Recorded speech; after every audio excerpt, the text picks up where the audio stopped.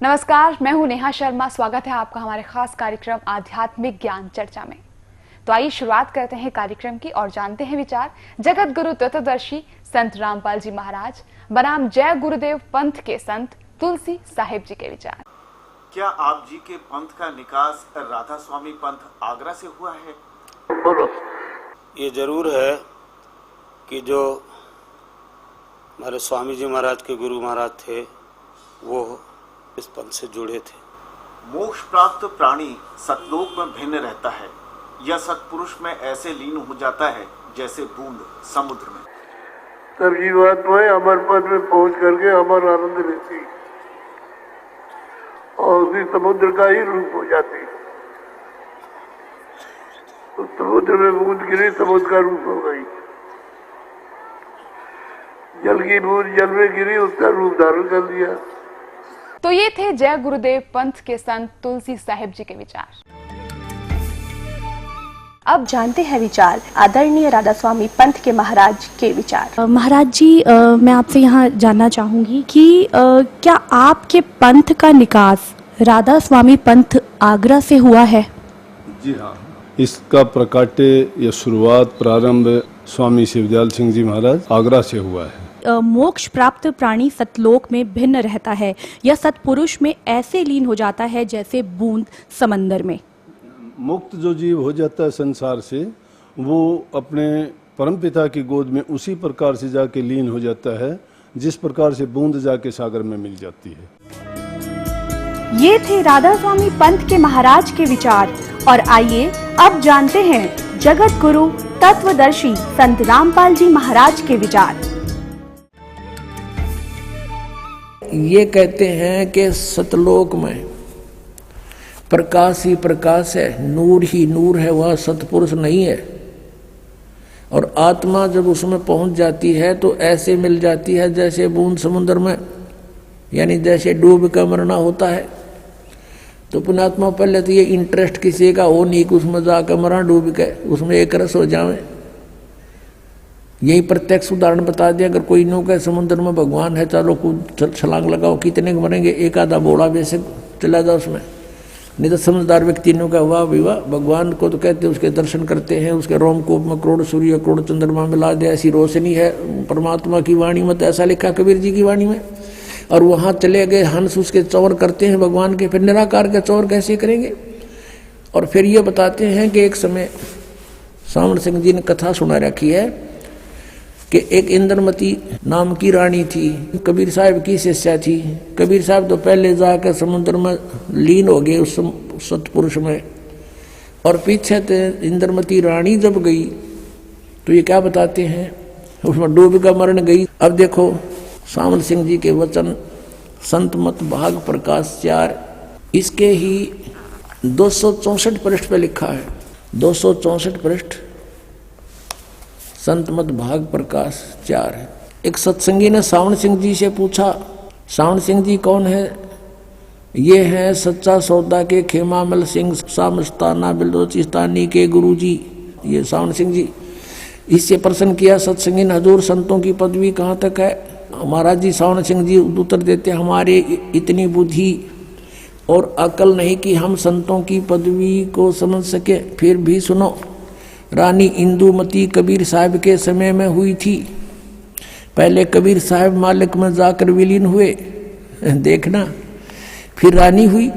जब रानी ने सचखंड में जाकर कबीर साहब की पदवी देखी तो कहने लगी, महाराज यदि आप पहले ही बता देते कि मैं ही अकाल पुरुष हूँ तो मैं भजन सुमन कर कर के व्यर्थ परेशान ना होती। कबीर साहब ने उत्तर दिया, तुमको उस समय विश्वास नहीं आना था। अब इसमें विवेचन करते हैं पुण्यात्माओं। इनके विधान अनुसार, राधा स्वामी वालों के विधान अनुसार, जय गुरुदेव वालों के विधान अनुसार, यदि ये माने कि सतपुरुष वहाँ नहीं है, निराकार है और केवल नूर ही नूर है, प्रकाश ही प्रकाश है, और उनने अपने सिद्धांत अनुसार सच्चाई को अज्ञान बना करके कैसे पेश करना चाहा है, लेकिन फिर भी छुपी नहीं। कहते हैं चोर चुरावे तुमड़ी और गड्ढे पानी में, वो गड्ढे वो ऊपर आवे, न सच्चाई छनी ना। अब विचार करो, इनके विधान अनुसार ये कहते हैं पहले कबीर साहब जाकर मालिक में विलीन हो गए, बूंद गिर गई समुद्र में, खत्म हो जाती तो। और फिर कहते पीछे तो रानी जाके विलीन हो गई उसी में, दोनों हो गए एक रस। फिर वो बातें किस टाइम की, कबीर साहब को देखा कैसे उसने, वहां कुछ अस्तित्व है नहीं तो देखा कैसे। सच्चाई तो यही है कि सचमुच कबीर साहब वहां परमात्मा स्वरूप सतपुरुष रूप में ये खुद ही मालिक है। वास्तविकता ये है कि Kabir is God, Kabir is जो सुप्रीम गॉड, यह सतपुरुष है, अविनाशी गॉड। जैसे स्वामी रामानंद जी ने कहा, दोहू ठोड़ है एक तू और भया एक से दो, और गरीबदास हम कारणे आए हो तुम मगजो। ये स्वयं भी कहते हैं कबीर परमेश्वर, हम ही अलखला है कुतुब गोस और पीर, गरीबदास खालक जनी हमारा नाम कबीर।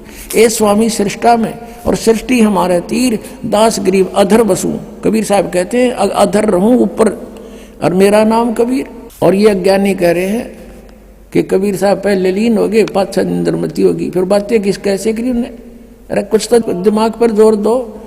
चलो वो पहले वाले तो गए बाढ़ में, अब तो तुम तो बचो, शेष जो बचे फंस रहे उनके नकलियों गए, पीछा छुटाओ और अपना कल्याण कराओ। ये बार बार समय नहीं मिलता। अब श्री जय गुरुदेव पंथ के प्रवर्तक मथुरा के श्री तुलसीदास साहिब जी बहुत पुण्यकर्मी प्राणी हैं, और ये शिवदयाल से भी अच्छी आत्मा थे। लेकिन शिवदयाल जी ने अपना भट्ठा बैठाया, शास्त्र विरुद्ध साधना करे करे से पुण्यकर्मी उसको परम धनी जान कर वहाँ फंस गए। इन अपना भी जीवन नष्ट कर लिया।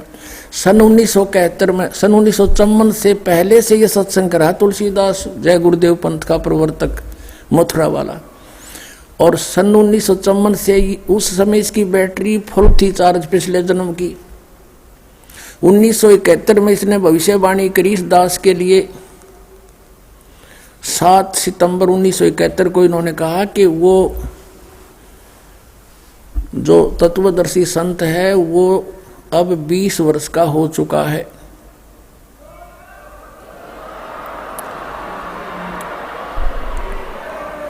सात सितंबर 1971 को इसने भविष्यवाणी की कि वो 20 वर्ष का हो चुका है। दास का जन्म 8 सितंबर 1951 को हुआ।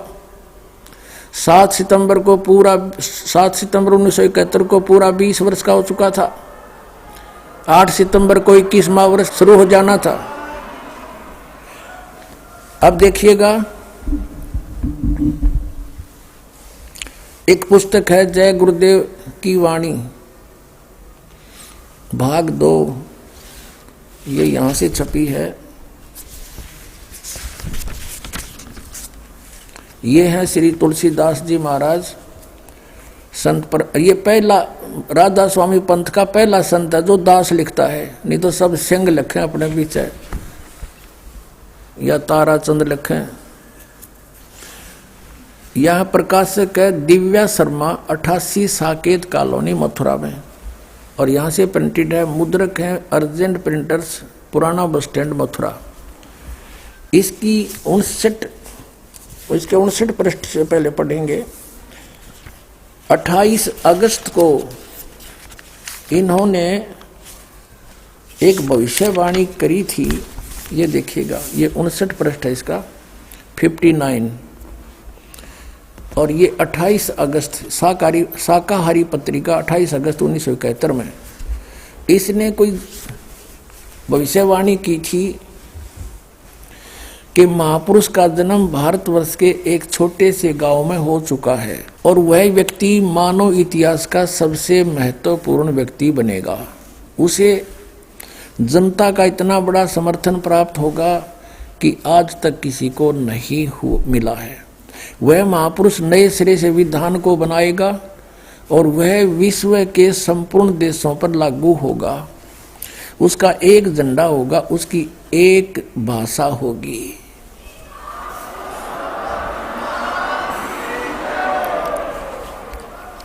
अब ये स्टेटमेंट, ये भविष्यवाणी समझो या सच्चाई, क्योंकि भविष्यवाणी तो है आगे की, इसने तो बता दिया कि हो चुका है। ये 28 अगस्त को इसने ये स्टेटमेंट दी। फिर लोगों ने पूछा जी कौन है, कहाँ है, बताओ। तो फिर आगे 7 सितंबर को, यानी इस 50 पृष्ठ पर लिखा है, इसके बाद देखिएगा। इसी पुस्तक के 50 पृष्ठ पे लिखा है। शाकाहारी पत्रिका 7 सितंबर 1971 वाली इस दिन स्टेटमेंट दी इन्होंने कि क्या दिया, 7 सितंबर 1971 को वो 20 वर्ष का हो चुका है। दास का जन्म 8 सितंबर 1951 को हुआ। 7 को दास पूरा 20 वर्ष का हो गया और 8 को 21 माह शुरू हो गया। यहाँ कहा इसने कि वह अवतार जिसकी लोग प्रतीक्षा कर रहे हैं 20 वर्ष का हो चुका है 7 सितंबर 1971 को। यदि उसका पता बता दूं तो लोग पीछे पड़ जाएंगे। अभी ऊपर से आदेश बताने के लिए नहीं हो रहा है। मैं समय का इंतजार कर रहा हूं और सभी महात्माओं ने समय का इंतजार किया है। समय आते ही सबको सब कुछ मालूम हो जाएगा। बोलो सतगुरुदेव।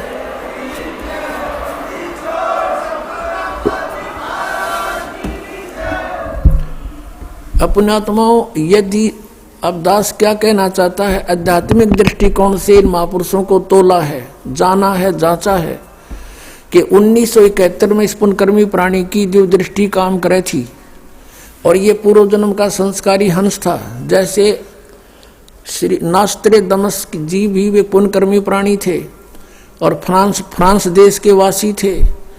उनको भी परमात्मा ने पिछले संस्कार से उनकी जो दृष्टि खुली तो उन्होंने भी 450 वर्ष पहले बता दिया था कि भारतवर्ष में उसकी बहुत बड़ी लंबी चौड़ी कहानी जो दास के ऊपर 100% पूर्ण उतरती है कि वो ऐसे ऐसे होगा।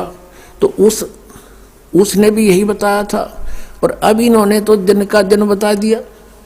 तो ये पिछले जन्म के पुण्यकर्मी प्राणी थे और ये ना बताते तो भी होना था। तो ये थे जगत गुरु तत्वदर्शी संत रामपाल जी महाराज के विचार।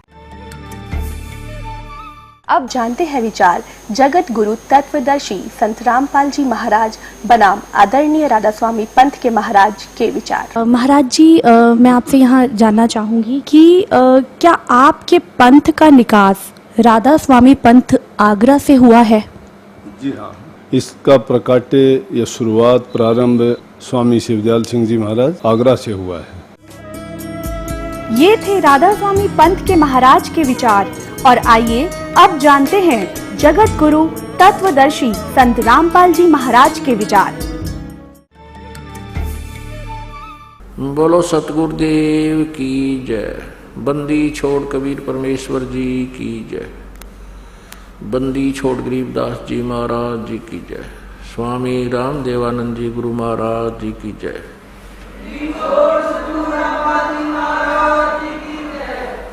परम पिता परमात्मा पूर्ण ब्रह्म सर्व सृष्टि रचनार कुल मालिक कबीर देव कबीर साहिब जी अपने विषय में अपनी जानकारी प्रदान करने के लिए वह स्वयं ही अपने निज स्थान से अमरलोक से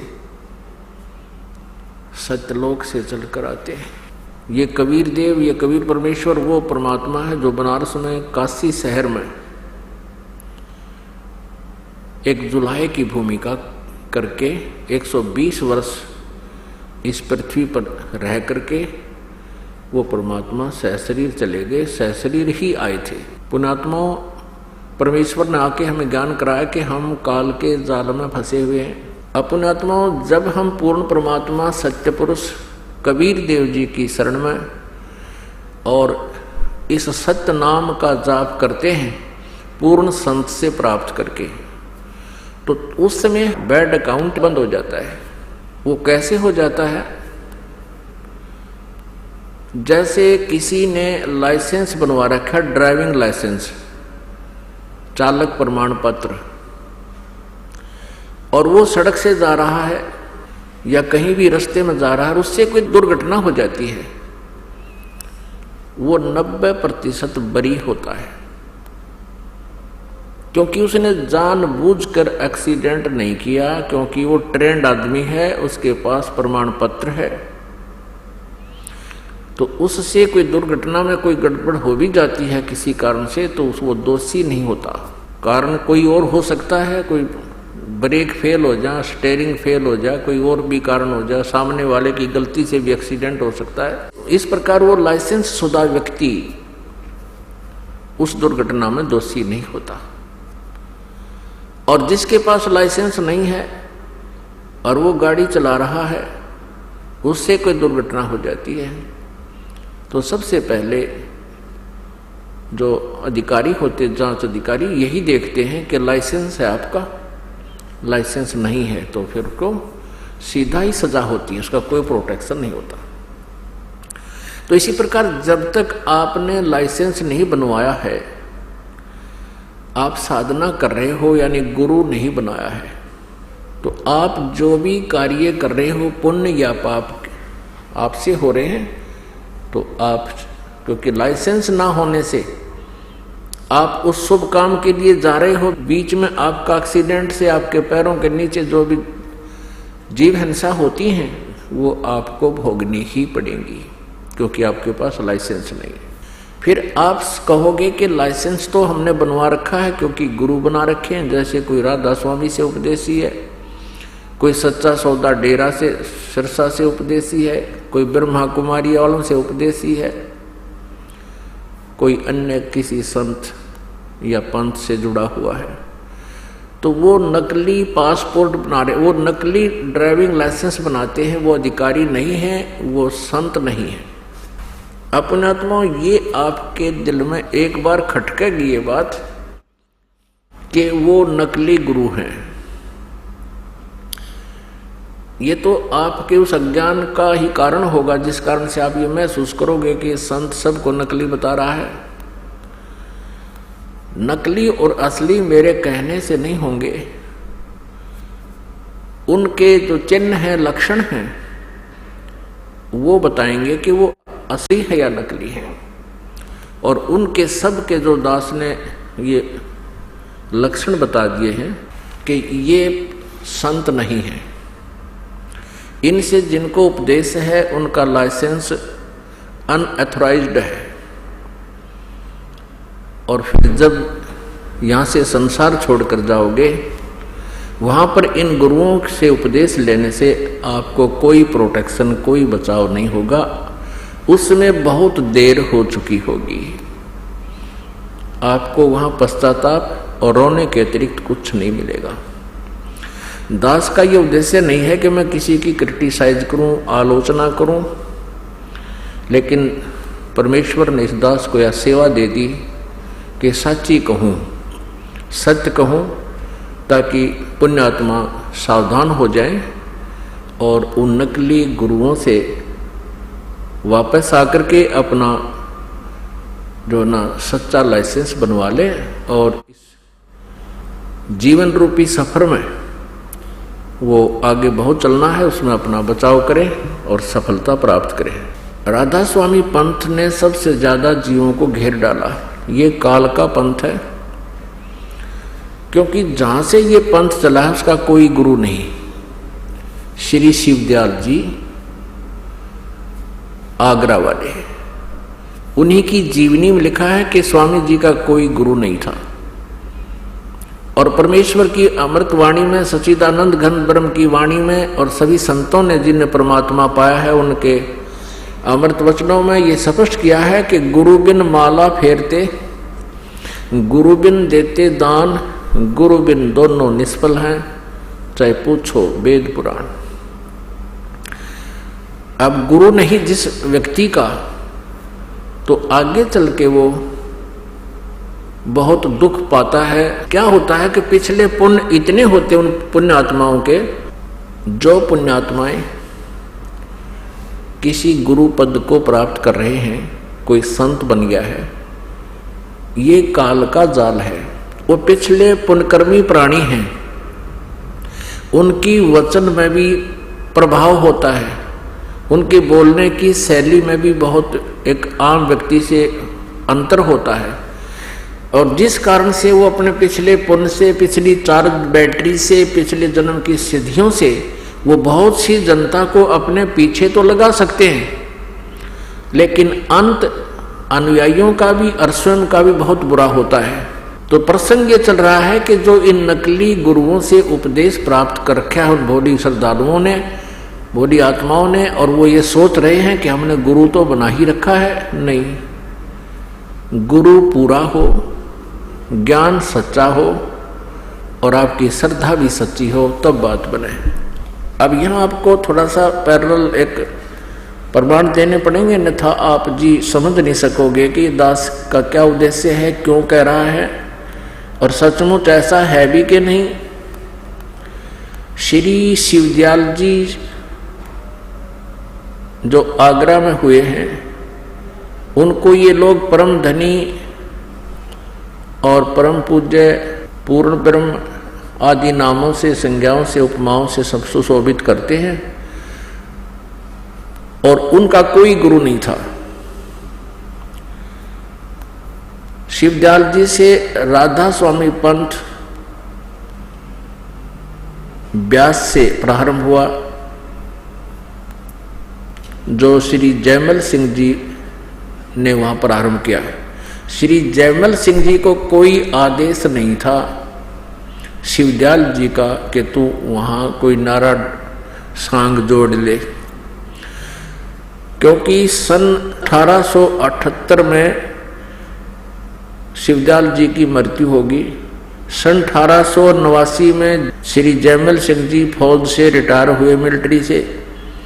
उन्होंने अपना मनमुखी व्यास में डेरे का लठ गाड़ दिया और उनको कोई आदेश नहीं था। प्रथम तो शिवदयाल जी का कोई गुरु नहीं था, उनके पास यथार्थ मंत्र नहीं थे, उनका कोई यथार्थ ज्ञान नहीं था, जिस कारण से वो स्वयं भी अपना जीवन व्यर्थ कर गए और करोड़ों इन भोले श्रद्धालुओं को मिसगाइड करने का वो पाप भी साथ ले गए। अब थोड़ी सी झलक दिखाते हैं इस राधा स्वामी पंथ की और इससे निकली हुई ब्रांचों की। पुण्यात्मा और दास का उद्देश्य ये है कि जैसे एक बार नकली नोट किसी व्यक्ति ने छाप लिए और जनता को वो धोखा दे रहा था, 500 के नोट। सरकार को पता लगा, उन नकली और अपने असली नोटों को दोनों को साथ साथ रख के और जनता को सावधान किया कि ये नकली है, इसकी ये पहचान है, ये ओरिजिनल है, इसकी ये पहचान है। अब इस जो है कार्य को, इस शुभ कार्य को कोई ये कहे कि सरकार आलोचना कर रहे थे, समाचार पत्रों वाले आलोचना करते हैं, किसी के नोट को नकली बता रहे हैं, तो उसकी बुद्धि कितनी होगी बालक के सी। इसी प्रकार इस दास के प्रयत्न को जो कोई आलोचना कहता है वो बालक ही हो सकता है, बालक बुद्धि का, या कोई शराबी हो सकता है, या उस ग्रुप का हो सकता है जो उन नकली नोटों को छाप रहे हैं। तो जो ये समझदार होगा ये समझ जाएगा कि ये देखिएगा नकली और असली में कितना अंतर है, तो फिर वो अपने हानि से बच जाएगा और अपना नकलियों को फेंक देगा, असली नोट प्राप्त करेगा, वो निर्धन नहीं होगा, हानि ना होगी। क्या आप जी के पंथ का निकास राधा स्वामी पंथ आगरा से हुआ है? बोलो। ये जरूर है कि जो हमारे स्वामी जी महाराज के गुरु महाराज थे वो इस पंथ से जुड़े थे। तो ये थे जय गुरुदेव पंथ के संत तुलसी साहिब जी के विचार। महाराज जी, मैं आपसे यहाँ जानना चाहूँगी कि क्या आपके पंथ का निकास राधा स्वामी पंथ आगरा से हुआ है? जी हाँ, इसका प्रकाट्य या शुरुआत प्रारंभ स्वामी शिवदयाल सिंह जी महाराज आगरा से हुआ है। ये थे राधा स्वामी पंथ के महाराज के विचार। और आइए अब जानते हैं जगत गुरु तत्वदर्शी संत रामपाल जी महाराज के विचार। पहले तो थोड़ा सा मौखिक बताते हैं इस पंथ के बारे में। श्री शिवदयाल जी ये एक खत्री परिवार से थे और आगरा में रहते थे। इनके घर पर इनके माता पिता जो थे वो श्री तुलसी साहेब हाथरस वाले के शिष्य थे। और ये शिवदयाल जी भी उस तुलसी साहिब हाथरस वाले के वचनों को घर पर सुना करता था। फिर ये, क्योंकि ये पश्चिमी पाकिस्तान में इनका घर था और वहाँ गुरु ग्रंथ साहिब की बहुत वाणियाँ चला करती थी, तो ये गुरु ग्रंथ साहिब का पाठी भी रहा है। और आगरा में गुरुद्वारा था, उसके अंदर निर्मले साधुओं का, जो नानक साहिब जी के पुत्रों ने एक निर्मला पंथ चला रखा, उस गुरुद्वारे में जाकर के ये वहाँ वाणी पढ़ा करता था। और उस संत था एक, उस गुरुद्वारे में, उससे भी ज्ञान प्राप्त किया करता था।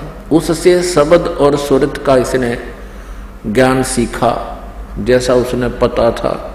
फिर कुछ अपनी अटकल, कुछ दूसरों से सुना सुनाया खिचड़ी ज्ञान, ये स्वयंभू संत बन बैठा। उसके बाद इसने कई घंटों तक साधना की, कई दिन तक बैठा रहता, कई दिन बाहर नहीं निकलता, कोठे में कोठे यानी गुफा सी में जा करके वहाँ साठियोग किया करता था, जो किसी भी संत मते में या किसी भी संत ने ऐसी क्रियाएं नहीं की। आगरा से ही एक पंथ निकला है, जय गुरुदेव मथुरा में। ये वही 5 नाम देते हैं जो काल के हैं, जो मोक्षदायक नहीं है। और वहीं से एक पंथ, एक व्यक्ति ने, जैसे राम सिंह जी थे जुई गांव के, हरियाणा के, और राम सिंह जी के शिष्य थे एक ताराचंद जी जो जनोद गांव में, उन्होंने अपना अलग राधा स्वामी पंथ का एक आश्रम बना लिया। उसी आगरा से ही एक पंथ निकला, अभी बताया आपको, श्री जयमल सिंह जी, जिन्होंने स्वयंभू संत बनकर ब्यास में एक डेरा स्थापित कर दिया। जयमल सिंह जी के शिष्य हुए श्री सावन सिंह जी। श्री सावन सिंह जी के शिष्य थे श्री बिलोचिस्तानी शाह मस्ताना, जिसका वास्तविक नाम था श्री खेमामल। वो बिलोचिस्तान के रहने वाले थे। और एक कृपाल सिंह जी, ये दोनों शिष्य उत्तराधिकारी समझते थे अपने को, श्री सावन सिंह जी के उत्तराधिकारी समझते थे। लेकिन श्री सावन सिंह जी ने इन दोनों को अपना उत्तराधिकारी नहीं बनाया। उन्होंने श्री जगत सिंह सरदार जी को अपना उत्तराधिकारी बना दिया। तो ये दोनों वहां से विमुख होकर, गुरुद्रोही होकर, इन दोनों ने श्री खेमामल जी अर्थात श्री बिलोचिस्तानी शाह मस्ताना जी ने डेरा सच्चा सौदा सिरसा में अलग से स्थापना कर दी। और फिर वो जो श्री खेमामल सिंह जी अर्थात बिलोचिस्तानी शाह मस्ताना जी, अंत में इंजेक्शन रिएक्शन होने से अचानक मृत्यु को प्राप्त हो गया। अब देखो श्री खेमामल सिंह जी की मृत्यु कैसे हुई। ये है सतगुरु के परमार्थी कृष्णों के वृंतांत। ये पुस्तक है, पहला भाग।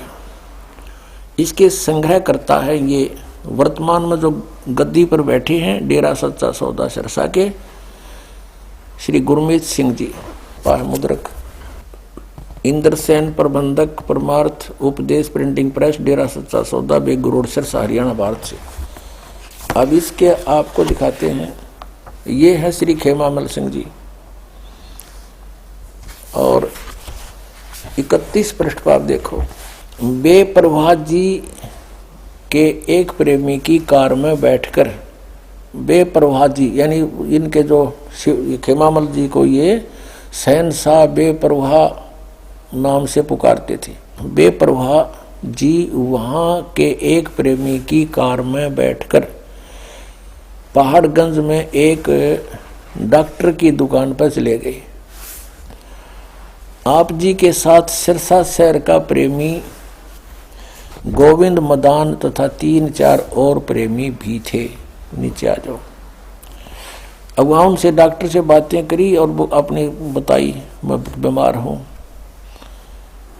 तो इतने में डॉक्टर ने हुक्म के अनुसार, यानी क्या अभी इंजेक्शन लगेगा, तो इसने खेमामल जी ने कह दिया लगा दे। इतने में डॉक्टर ने हुक्म के अनुसार बेपरवाह जी का इंजेक्शन लगा दिया। उसके साथ ही आप ही वहीं बेंच पर लेट गए। कौन? खेमामल जी, बिलोचिस्तानी सामस्ताना बेपरवाह जी बेंच पर लौट गए और तालियों की जलन, इंजेक्शन से रिएक्शन होगी, तलवों में जलन होगी, पैरों में का बहाना करके धन धन सतगुरु का नारा लगा दिया। अर्थात 18 अप्रैल 1960 को सुबह 10:15 पर अपना पंच भौतिक शरीर छोड़ दिया। छोड़कर अनामी देश में जा समाये। यह दृश्य देखकर डॉक्टर के पसीने छूट गए। वह भौचक्का रह गया कि अब क्या होगा। बाबा जी के अनुयायी उसे बर्बाद कर देंगे और उस पर कत्ल का इल्जाम लगाकर अदालत में सजा करवाएंगे। पुण्यात्माओं, अब देखो, संत और इंजेक्शन तो मरे, रिएक्शन थे, धिक्कार ऐसी भक्ति को है। ये तो पहले तो और के दुख दूर करें थे और अपनी जान नहीं बचा पाए। क्योंकि कारण क्या है? ये पुण्यात्मा थी, पूर्व जन्म के, इनकी बैटरी चार्ज थी और वह बैटरी होगी डिस्चार्ज। आगे भक्ति ठीक थी नहीं। उसके शेष थे सावण सिंह जी के। सावण सिंह जी ने वही ज्ञान उसका शिवदयाल जी वाला ही था। अब शिवदयाल जी की के दुर्गति हुई। श्री खेमामल सिंह जी अर्थात बिलोचिस्तानी सामस्ताना जी, वो किसी को गद्दी नसीन नहीं बना के गया। उसका जो उत्तराधिकारी संगत ने चुना, उसके साथ काफी संघर्ष रहा श्री सतनाम सिंह जी। दूसरा एक और अपने आप को उत्तराधिकारी समझता था, लेकिन अंत में इनके कई दिन झमेले पड़ गए। सतनाम सिंह तो बना दिया सरसा का उत्तराधिकारी, यानी गद्दी पर बैठा दिया एज ए मैनेजमेंट करने वाला, और दूसरे ने जाकर जगमाल वाली बना लिया अपना अलग। वहां भी लाखों व्यक्ति उसके साथ लगे हुए। अब ये समझ लेना पुण्यात्माओं, जो जहां भी फंसा है उसके लिए एक आगाह किया जा रहा है उसको कि तुम कहाँ हो, अपनी स्थिति से स्वयं परिचित हो जाना। उसके बाद श्री कृपाल सिंह जी, जो सावण सिंह जी के शिष्य थे बागी, उन्होंने स्वयंभू संत बनकर दिल्ली में अपना अलग से मार्ग चला लिया। उस कृपाल सिंह जी का एक शिष्य बागी हो गया ठाकुर सिंह, उसको गद्दी मिली नहीं दिल्ली की, उसने अपने दर्शन सिंह को दे दी। वो अलग उसने नारा सांग जोड़ दिया। ये बड़ी आत्माओं ने भगवान की जरूरत है, आवश्यकता है, इनको कोई बहका ले दो, चार बात अलग से जानता हो और जिसमें नाम भगवान का आता हो। क्योंकि आत्मा भगवान को, परमात्मा को उसी दिन से खोज रही है जिस दिन से ये उससे विमुख हुई है। इस पर गलती बनी हुई है। अब पुण्यात्माओं, समझदार को संकेत ही बहुत होता है। अब श्री शिवदयाल जी की के दुर्गति हुई उस साधना से जो अन्य सभी भक्त कर रहे हैं, उसके अनुयायी कर रहे हैं, तो इससे आपको सहज में आसानी से निर्णय हो जाएगा कि अन्य का क्या होगा। जब उनके मुखिया की ऐसी दुर्गति हुई, वो प्रेत बना, अपनी शिष्या बुक्की में बोलने लगा, फिर उसी तरह हुक्का पीने लगा, जो पहले की तरह भोजन खाने लगा, और किसी उसके जो शिष्य थे कोई उन पर आपत्ति आ जाती तो उस बुक्की के सामने खड़ा होकर उस प्रेत से प्रश्न करते, वो प्रेत उत्तर देता। तो पुण्यात्माओं, अनमोल मनुष्य जीवन उसने अपना भी बर्बाद कर लिया और करोड़ों जीवों को और काल के मुंह में फंसा कर चला गया। अब गलत साधना करने से, शास्त्र विरुद्ध साधना करने से head of the department of Radha Swami, chief of the Radha Swami पंथ श्री शिवदयाल जी की के दुर्गति हुई। पहले ये दिखाते हैं आपको, उनका कोई गुरु नहीं था। और परमेश्वर अपनी वाणी में कहते हैं, गुरु बिन माला फेरते, गुरु बिन देते दान, गुरु बिन दोनों निष्फल हैं, चाहे पूछो वेद पुराण। श्री शिवदयाल जी 5 नाम दान करते थे, ओंकार, ररंकार, ज्योति निरंजन, सोहम और सतनाम। ये इकट्ठे जाप करने हैं। कट्ठे जाप करने हैं, जैसे ओंकार रंकार ज्योत निरंजन सोम सतनाम। सतनाम भी एक जाप करने का यूँ बताते हैं। तो इनकी बुद्धि कति गामजारी है, कति कंडम थे ये लोग। बालक भी अच्छा ज्ञान रखते हैं इनसे, जो इनका ज्ञान आपको दिखाएंगे। और ये बन गए संत, अंधों में अंधे ही मुखिया बन गए। और परमात्मा कहते अंधे की बाँ गई अंधे ने, ये मार्ग कौन बतासी। अब देखो सिर शिवदयाल जी की के दुरुक्ति हुई, जिसने राधा स्वामी पंथ का प्रवर्तक कहा जाता है, जिसने यो इतना बड़ा जन समुदाय डुबो दिया। देखिएगा उनका जीवन चरित्र। जीवन चरित्र स्वामी जी महाराज, राधा स्वामी ट्रस्ट, स्वामी बाग से। राधा स्वामी दयाल की दया, राधा स्वामी साहे, जीवन चरित्र स्वामी जी महाराज। लेखक लाला प्रताप सिंह सेठ। ये शिवदयाल जी का छोटे भाई थे, 3 भाई थे ये, सबसे छोटा ये प्रताप सिंह सेठ था।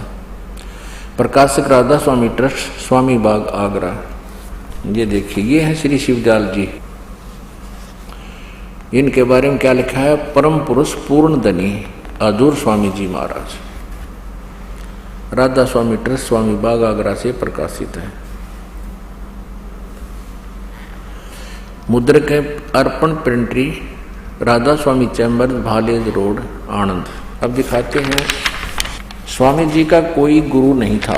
ये देखिएगा पृष्ठ 28 पे। जीवन चरित्र स्वामी जी महाराज, पृष्ठ 28 पे। स्वामी जी महाराज का कोई गुरु नहीं था और न किसी से उन्होंने परमार्थ का उपदेश लिया। ठीक। और फिर इसकी क्या दुरुक्ति हुई ये देखिएगा प्रश्न नंबर 78 पे। ये वचन नंबर 71 71। अब बुक्की जी का कि जो सिब्बो जी की छोटी बहन थी, थोड़ा सा हाल लिखा जाता है। यह सिब्बो जी से कुछ अरसे बाद स्वामी जी महाराज के चरणों में आई थी। तो स्वामी जी महाराज कथा से फुर्सत पाकर हुक्का पीते थे। अभी शिवदयाल जी हुक्का पीता था या करते थे, या अभ्यास का रस लेते हुए या कथा कहने बैठते, तो बुक्की जी महाराज के चरणों का अंगूठा मुंह में रखे हुए घंटों चरणामृत का रस लेती रहती थी।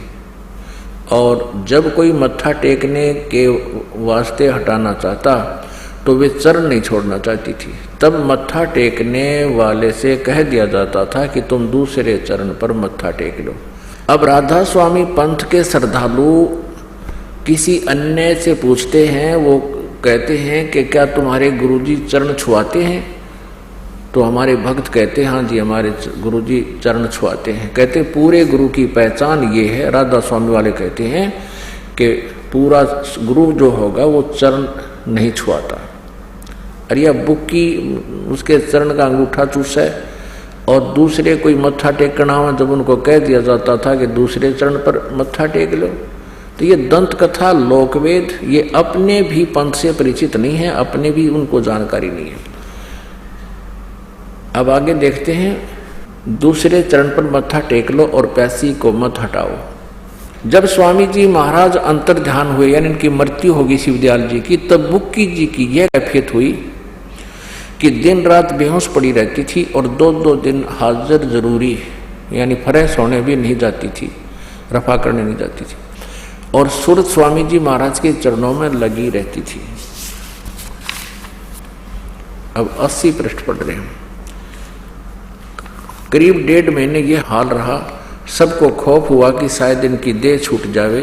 तब स्वामी जी महाराज ने इनको दर्शन दिए, बुक्की को, और फरमाया कि जिस तरह तू सेवा पेशतर किया करती थी उसी तरह करो। और फिर उसी रोज से बुक्की जी भोग भी तैयार करती थी, जैसे पहले रोटी बनाया करती शिवदयाल जी के। और मेरी पन्नी गली के मकान पर पहले दस्तूर के माफिक पलंग बिछाती और हुक्का भरती थी। ये लेखक है शिवदयाल जी का छोटा भाई प्रताप सिंह जी। वो कहता है कि मेरी पन्नी गली के मकान पर पहले की तरह भोग भी तैयार करती थी और पलंग बिछाती और हुक्का भरने लगी। और वह पलंग अभी तक बिछा रहता है। गर्ज की जिस तरह से की पेशतर सेवा किया करती थी, पेशतर माने पहले उसके जीते जी, गरज की जिस तरह से पेशतर सेवा किया करती थी, यानी जैसे पहले सेवा करती थी, उसी तरह से कुल काम करने लगी। और स्वामी जी महाराज उनको ध्यान के समय में प्रगट दर्शन देते थे और कुल सेवा उसी तरह कबूल फरमाते थे। आप देख लो, अब बुक्की में आ जाता हो और वह हुक्का रोटी खाता, वो खुद बुक्की के माध्यम से, और बुक्की हुक्का पीती उसी पलंग पर बैठ के। यानी शिवदयाल जी बुक्की में प्रवेश होकर पहले की तरह कुल सेवा उसी तरह कबूल फरमाते थे, जैसा कि अंतर ध्यान होने के पेशतर यानी पहले करते थे। अंतर ध्यान होने से पहले रोटी भी खाता था, वो हुक्का भी पिया करता, वो खाना खा के फिर उस बुक्की में आ गया। फिर वो बुक्की लड़की खाना बनावे अब पे खावे, उसमें भूत खावे, और हुक्का पियो पहले ना पीती थी, फिर हुक्का पीने लगी। वो भूत बनकर शिवदयाल जी राधा स्वामी पंथ के मुखिया उसमें प्रेत बनकर आगे अपने शिष्या बुक्की में, और हुक्का उसी तरह हुआ हुक्का पीवे उसके माध्यम से और रोट खाना खावे। और बुक्की जी को महाराज उनके आखिरी दम तक प्रगट रहे, उसमें वह मरी इतने उसका माए बड़े रहे, प्रवेश रहे भूत। यहाँ तक कि जिस किसी को जब कोई बात स्वामी जी महाराज से अर्ज करनी होती थी तो वे बुक्की जी के जरिए से दरियाफत कर लिया करते थे।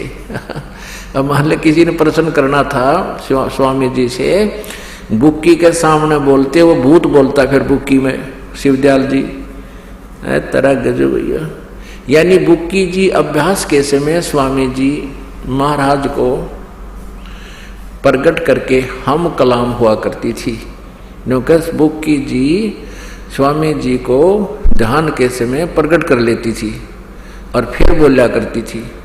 या इनकी अपनी बनावटी बात है, जिस तरह ये क्रिया हो रही है ये बिल्कुल भूत उसमें बोला। आगे देखना, इस नियाजमंद को भी जब कभी भीड़ के समय में घबराहट होती थी और किसी तरह से अकल काम नहीं देती थी, यानी कोई आपत्ति आ जाती थी, जी घबराता था, तो तब बुक्की जी के जरिए से स्वामी जी महाराज का हुक्म लिया करता था।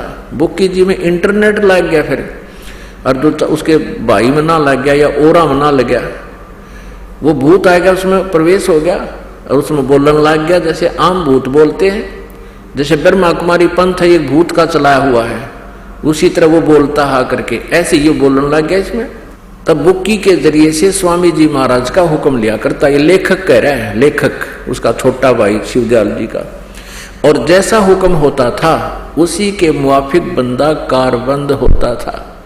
तो इसके इस प्रताप सिंह में क्यों ना हम कलाम हुआ, बुक्की हम कलाम हुआ थी, ये भूत बोला था इसमें। अब कहते हैं जैसा भी हुक्म होता था उसी तरह मुआफिक बंदा कारबंद होता था, यानी जो आदेश होता उस भूत का, वो लेखक कहता मैं उसी के आदेश अनुसार आगे क्रिया करता था। और इसी तरह राय साहब साल्यग्राम जिसने राधा स्वामी पंथ अलग से लटकाट दिया इसी के प्रेजेंस में, वो भी उसने भी मौज की थी कि बुक्की जी के जरिए से 2-4 बार हुक्म हासिल किए थे। सारे जीवन में 2-4 बार हासिल किए। पता लगे भूत बोला इसमें फिर यो अपने आत्माओं। गरीबदास साहिब जी ने कहा है, सतगुर पुरुष कबीर हैं ये चारों युग परवाने, ये झूठे गुरुआ मर गए हो गए भूत मसान। ये झूठे गुरु से भी भूत बन जाते हैं और केवल कबीर परमेश्वर जी ये चारों युगों में आते हैं। इनका ये प्रमाण है। सतयुग में सत्सुकृत नाम से एक परमेश्वर आए थे पूर्ण ब्रह्म, त्रेता में मुनिंदर नाम से, द्वापर में करुणामय नाम से, और कलयुग में कबीर नाम से। इन राधा स्वामी पंथ वाले श्रद्धालुओं से कोई पूछने वाला हो कि ये कहते हैं सन 1818 में इनका जन्म हुआ, इससे पहले का कोई इतिहास है इस तुम्हारे परम धनी का? ये तुम परम धनी कहते हो, इससे पहले किसी युग में आया ऐसा है कोई इतिहास? नहीं। और वेद गवाही देते हैं कि वो परमात्मा प्रत्येक युग में आता है और यथार्थ ज्ञान वह स्वयं ही अपने भक्तों को प्रदान करता है। अब आपको दिखाते हैं इन नकली पंथों का, नकली ज्ञान और झूठे नाम। पुण्यात्माओं, जब तक आपके समक्ष इनके द्वारा दिए गए उपदेश और मंत्र रूबरू नहीं होंगे और फिर वास्तविक मंत्र बतावांगे, किस किस संत ने कौन कौन से मंत्र जाप किए और किस पर वो प्रमाणित है कि उनका मोक्ष हुआ, बहुत समय से उनकी जो है ना महिमा गाते आए हैं भक्तजन। अब इनके झूठे ज्ञान की एक झलक बताते हैं आपको। परमात्मा कहते हैं झूठा ज्ञान ये ध्यान कहाँ लाओ, ये बात विद्या चतुराई। ये देखिएगा, एक पुस्तक है सार वचन राधा स्वामी नसर यानी वार्तिक। राधा स्वामी दयाल की दया, राधा स्वामी सहाय। सार वचन राधा स्वामी नसर यानी वार्तिक, जिसको परम पुरुष पूर्ण धनी स्वामी जी महाराज ने जबान मुबारक से फरमाया है। शिवदयाल जी ने बोले हैं ये वचन जो आपके समक्ष रूबरू कराए जा रहे हैं, जो बाई इज्जत राधा स्वामी ट्रस्ट द्वारा छापी गई है। प्रकाशक हैं राधा स्वामी ट्रस्ट, स्वामी बाग आगरा। मुद्रक हैं दी कोरोनेशन प्रेस, छिल्ली ईंट रोड आगरा। देखिएगा, सारवचन वार्तिक नसर यानी वार्तिक, दफा 1 पृष्ठ 2 पे हम यहाँ इस दो दफा देखेंगे। इसमें अपने मतलब की बात पढ़ेंगे। सिर्फ काम इतना है कि इंसान यानी मनुष्य अपनी सूरत यानी रूह को उसके खजाने और निकास जहाँ से रूह आई है यानी मुकाम सतनाम और राधा स्वामी में पहुँचावे। यहाँ सतनाम को ये स्थान कहते हैं, मुकाम माने स्थान, राधा स्वामी को भी स्थान कहते हैं। अब आगे देखो, सारवचन वार्तिक का भाग 1 पढ़ रहे हैं, पृष्ठ 3 पे 1 नंबर में पढ़ा आपने, ये 1 नंबर में, ये 2 नंबर था। अब तीसरा वचन पढ़ेंगे। जितने आचार्य और महात्मा और अवतार और पैगंबर हर एक मजहब में हुए, वे सब अपने अभ्यास के जोर से अंतर में तरफ मुकाम असली के चले और सब के सब दूर स्थान तक नहीं पहुंचे। और बहुत से मंजिल एक पर, ये मंजिल तो आप आम आदमी समझता, मंजिल माने स्थान, यहाँ एक का उत्तर यहाँ दे रखा है स्थान, मंजिल माने स्थान। ये देखो, ये मंजिल 1, इसका उत्तर यहाँ इनका अर्थ किया है स्थान। तो ये बताया कि सिर्फ संत मंजिल यानी स्थान यानी सतनाम, संत 5वीं मंजिल सतनाम पर गए, यहाँ भी स्थान सिद्ध हुआ सतनाम। और बिरले संत 8वीं यानी राधा स्वामी पद तक पहुंचे मंजिल। अब राधा स्वामी यहाँ स्थान है, सतनाम भी स्थान है। अच्छा, अब वचन नंबर 4 देखिएगा। अब समझना चाहिए कि राधा स्वामी पद सबसे ऊंचा स्थान है और यही नाम कुल मालिक और सच्चे साहब और सच्चे खुदा का है। अब इस स्थान से, राधा स्वामी स्थान से नीचे, इस मुकाम से 2 स्थान नीचे, यानी राधा स्वामी से 2 स्थान नीचे सतनाम का मुकाम है। यहाँ 2 स्थान पर मंजिल सतनाम और यहाँ बता रखा है यानी मंजिल माने स्थान और यहाँ मुकाम सतनाम। मुकाम सतनाम को मुकाम बोल रहे हैं 2 पृष्ठ पे, और 3 ये 4 पे भी मंजिल सतनाम को मंजिल बोल रहे हैं। आगे देखो, राधा स्वामी को स्थान बोल। अब ये क्या बताते हैं चौथे वचन में, अब समझना चाहिए राधा स्वामी पद सबसे ऊंचा मुकाम है और यही नाम कुल मालिक और सच्चे साहब और सच्चे खुदा का। और इस मुकाम से नीचे यानी राधा स्वामी स्थान से नीचे 2 स्थान नीचे सतनाम का मुकाम है, यानी सतनाम को स्थान कहो, सतनाम का स्थान है, स्थान का स्थान है। इनका ज्ञान समझ लो ध्यान से कि ये क्या कहना चाहते हैं। सतनाम माने स्थान बता रही है और मुकाम माने स्थान, स्थान का स्थान है। आगे फिर सतनाम को डिफाइन किया है विस्तृत। अब इस सतनाम को, जिसको संतों ने सतलोक भी कहा है, सतनाम को सचखंड भी, और सार शब्द भी सतनाम को, और सत शब्द भी सतनाम को, और सतनाम भी सतनाम को, सतपुरुष भी सतनाम को करके बयान किया है। अब ये भूत तो बनना था जब जिसका ज्ञान ऐसा है,